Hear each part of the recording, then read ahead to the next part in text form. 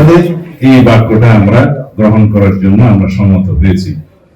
কারণ আর্টিকেল 8 অনুসারে যেটা এখন বর্তমানে বিদ্যমান সেটা হচ্ছে পঞ্চদশ সংশোধনের সেটা মূলনীতি, যেখানে আপনাদের এখানে অনেকের মত পার্থক্য থাকতে পারে এই বিষয়ে, সেই জন্য আমি এখানে বেশি এগুলো নিয়ে আলোচনা করব না। সেখানে ধর্ম নিরপেক্ষতা আছে, অন্যান্য বিষয় আছে যেগুলোর সাথে আমরা কেউ একমত নই, কেউ আবার একমত, কেউ এটা চায়। যাই হোক, জনগণ যাদেরকে ম্যান্ডেট দিবে সেই মূলনীতি তারা নির্ধারণ করবে। মূলনীতি যাই নির্ধারণ হোক তার সাথে এটা অন্তর্ভুক্ত থাকবে। হয়ে গেল আপনাদের এই দাবিটা পূরণ। অর্থনৈতিক বৈষম্য হ্রাস ও সার্বজনীন সুরক্ষা, এখানে আপনারা যা লিখেছেন আমাদের মাননীয় চেয়ারম্যান সাহেব এই বিষয়ে অবশ্যই বলবেন যদি এই কাগজটি ইতিমধ্যে আপনার কাছে থাকে। এখানে বেকার ভাতা, স্বাস্থ্য বীমা, প্রবীণ ও মাতৃত্বকালীন সহায়তা সহ সামাজিক সুরক্ষা সার্বজনীন ব্যবস্থা প্রণয়নের যে দাবি, ন্যায্য কর নীতি, কর্মসংস্থান, সামাজিক ন্যায় বিচার নিশ্চিত করার দাবি আপনারা দিয়েছেন। আপনারা নিশ্চয়ই আমাদের নেতার বক্তব্য বিভিন্ন সময় শুনে থাকবেন। এই যে হেলথ কার্ড ইস্যু করার জন্য যে ঘোষণা আমাদের 31 দফার নিরিখে দেওয়া হয়েছে, সেটা আমি বিস্তারিত পরিকল্পনা প্রণয়নের জন্য এখানে ডক্টর পাভেল আছেন, ওনাকে সহ আরো অনেকে সহ সেই কর্ম পরিকল্পনা, বিষয়ক কর্ম পরিকল্পনা প্রণয়ন করা হচ্ছে।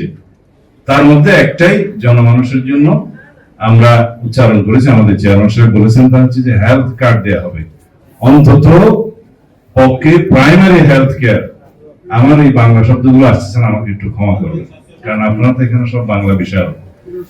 প্রাইমারি হেলথ কেয়ার কে নিশ্চিত করার জন্য রাষ্ট্র সেই নিশ্চয়তা বিধান করার জন্য, এমনকি সেই রাইটটাকে আমরা ফান্ডামেন্টাল রাইটস অন্তর্ভুক্ত করার জন্য এখন উদ্যোগ নেব। তবে একটা বিষয় আছে যে ফান্ডামেন্টাল রাইটস অন্তর্ভুক্ত হয়ে গেলে যে কোনো নাগরিক সেটা আবার করার জন্য, বাস্তবায়নের জন্য কোর্টে যেতে পারে। সেটা রাষ্ট্রের অর্থনৈতিক সামর্থ্যের উপর নির্ভর করে, সেজন্য কিছু বিবেচনা করে কোন পর্যায়ের জন্য রাখা যায় সেটা দেখা হবে। সেটা আমাদের চেয়ারম্যান সাহেব ইতিমধ্যেই বিভিন্ন বক্তৃতায় বলেছেন, বেকার ভাতার বিষয়ে বলেছেন। তারপরে বেকার ভাতা কি পরিমাণ দেওয়া হবে সেটা পরে নির্ধারণ হবে, কিন্তু কতদিন পর্যন্ত, কত বছর পর্যন্ত দেওয়া হবে, কোন লেভেল থেকে দেওয়া হবে সেটা উনি বলেছেন। এবং বলেছেন যে রেশন কার্ডের মতো ফ্যামিলি কার্ড দেওয়া হবে, কত লক্ষ পরিবারকে আমরা প্রাথমিকভাবে দেব সেটা আমাদের অর্থনৈতিক সামর্থ্যের উপর নির্ভর করে, এবং সেই পরিবারের যে পরিবার দেওয়া হবে সেই পরিবারের মহিলা হবেন সেটার মালিক। এইভাবে অন্যান্য যেগুলো আপনারা লিখেছেন ইতিমধ্যে সেগুলো আমাদের পক্ষ থেকে পূরণ হয়ে গেছে। বাকিগুলো হচ্ছে যে রাষ্ট্রীয় পর্যায়ে আসলে সেটা আইনি এবং সাংবিধানিক ভিত্তিতে।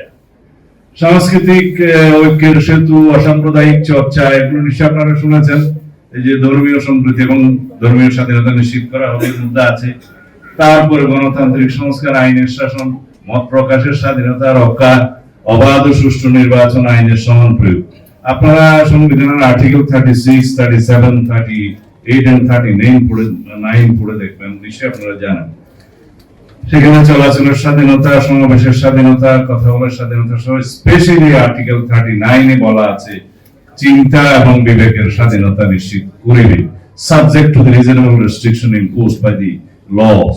এটা বলা থাকে, এবং এই রিজনেবল রেস্ট্রিকশনটা ইম্পোজ হলো কিনা সেটা ডিসাইডেড হবে in the judiciary based on the fundamental principles of the ল।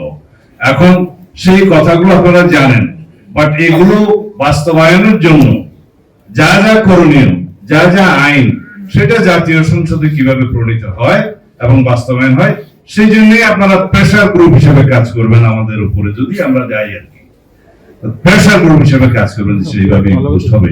চিন্তার স্বাধীনতা তো এর সাথে সময় ছিল, চিন্তার স্বাধীনতা হাসিনার সময় ছিল, কিন্তু সেই চিন্তার স্বাধীনতাকে বাস্তবায়ন হয়েছে? হয় নাই।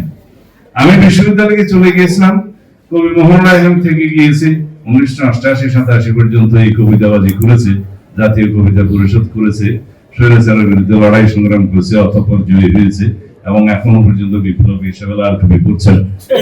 তো যাই হোক, সেটা আপনাকে আমাদের দুনিয়া আসলে হচ্ছে বিশাল। আপনারা এখানে অনেকেই বলেছেন যে আমরা বারুদের মতো আমাদের নতুন করে আজকে আবিষ্কার করলাম মনির ভাই যে একজন কবি, এর আগে আমি আবিষ্কার করতে পারি, হ্যাঁ সেটা জানতাম না। তবে ওনার পার্লামেন্টের বক্তব্য শুনে মনে হয় যে উনি ভালো বাংলা জানেন আর কি, আমি কোনোটাই জানতে পারিনি। তবে যাই হোক, তো ওনার ভাষায় বললেন যে একটা আগ্নেয়গিরি লাভা কেন আপনাদের চিন্তাটা এখন আগুন নিয়ে হবে? আপনারা পুষ্প নিয়ে এখন চিন্তা করতে পারেন না? পাথরের বাগানে পুষ্প ফোটানোর চিন্তা করতে পারেন না? আপনারা কি বলে যে দেয়ারে, আমি বলে এটা আবার যাই হোক, দেয়ারে হিসেবে আপনা মোকাম পয়দা কর যেটা আছে আর কি, যে প্রেমের রাজ্যে আপনারা আপনাদের ভুবন বাড়ি তৈরি করবেন। আপনারা সকাল সন্ধ্যা নতুন জমানা নতুন সকাল পয়দা করবেন। আপনারা বলে যে গুলো সে কালাম পয়দা কর, বলে না যে আপনারা ফুলকে আপনার সাথে কথা বলতে বাধ্য করবেন, সেরকম কবি হবেন। আপনাদের ফুলের সৌরভ সারা দেশে ছড়িয়ে পড়বে। আপনারা এখনো আগুনের কথা বলেন কেন? আগুনের চ্যাপ্টার তো শেষ, 5th of August।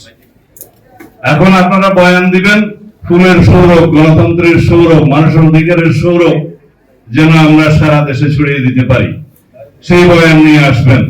যে সমস্ত কলম, আমি এখন বললে তো অন্যরা, যে সমস্ত কলমজীবীরা শেখ হাসিনাকে সার্ভিস দিয়েছে, স্বৈরাচারকে সার্ভিস দিয়েছে, তারা গণহত্যার সময় তাদের কলম বন্ধ হয়ে গেছিল, কালি বন্ধ হয়ে গেছিল।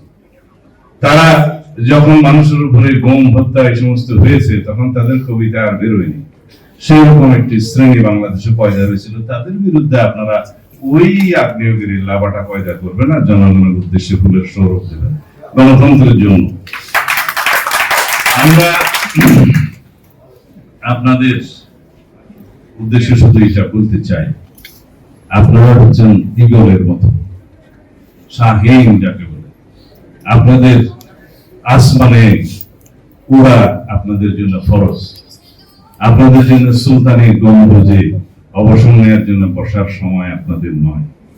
আপনারা পাহাড়ের চাপটানে বসার মতো ঈগল।